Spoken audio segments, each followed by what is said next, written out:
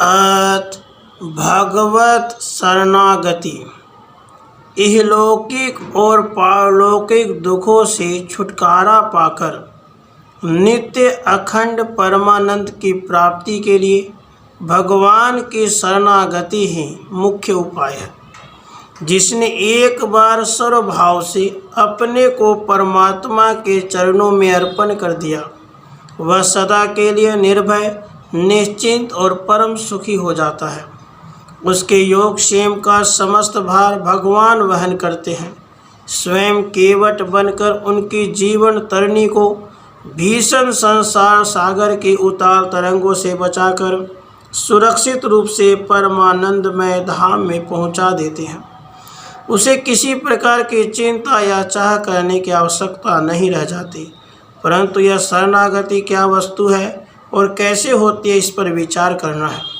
शरणागति केवल शब्दों से नहीं होती, अथवा यूँ समझकर चुपचाप निकम्मा ही बैठने का नाम भी शरणागति नहीं है कि मैं तो उनकी शरण हो गया, मुझे अब किसी काम के लिए हाथ पैर हिलाने या समझने विचारने की आवश्यकता ही क्या है, वह आप ही सब ठीक कर देगा, मेरा तो कोई कर्तव्य नहीं है। यदि यही शरणागति होती तो प्रत्येक आलसी और तमो अभिभूत परमादि मनुष्य ऐसा कह सकता था। शरणागति में क्रिया के त्याग करने का तो प्रश्न ही नहीं है। शरणागत भक्त तो अपने अहम को और उस अहम से संबंध रखने वाले प्रत्येक सूक्ष्म से सूक्ष्म भाव को परमात्मा के अर्पण कर देता है। फिर उसका जीवन परमात्मा के रुचि का जीवन, उसका मन परमात्मा के रुचि का मन, उसकी बुद्धि परमात्मा की बुद्धि बन जाती है और उसकी सारी क्रियाएं परमात्मा के मन अनुकूल होने लगती है। अब तक तो वह समझता था कि यह संसार मेरा है और इसमें काम लेने वाला मैं हूँ। शरणागत होने के बाद वह समझने लगता है सारा संसार परमात्मा का है।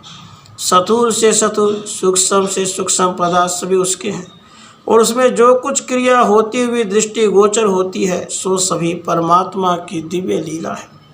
मैं तो निमित्त मात्र हूँ जो वास्तव में उन्हीं का हूँ और वह परमात्मा अपने ही एक पदार्थ को निमित्त बनाकर अपने इच्छानुसार अपने आप में ही अपने विनोद के लिए अपने आप ही अपनी लीला कर रहे हैं।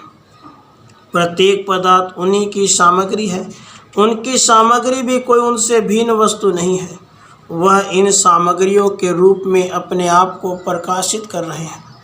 खेल, खिलाड़ी और खिलौने तीनों ही मूल में और क्रिया में भी एक ही हैं। व्यवहारिक स्थूल दृष्टि से भेद प्रतीत हो रहा है।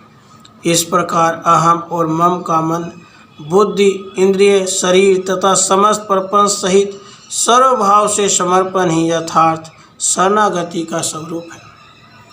इस शरणागति की स्थिति प्राप्त करने के लिए क्रमशः शरीर, वाणी, मन और बुद्धि में अपने को परमात्मा के अर्पण करना पड़ता है। शरणागति की पहचान यही है कि साधक ज्यों ज्यों शरणागति के सुख शांति में सर्वतापहर शीतल प्रदेश में प्रवेश करता, ज्यों ही त्यों उसमें निर्भयता और निश्चिंतता की वृद्धि होती है।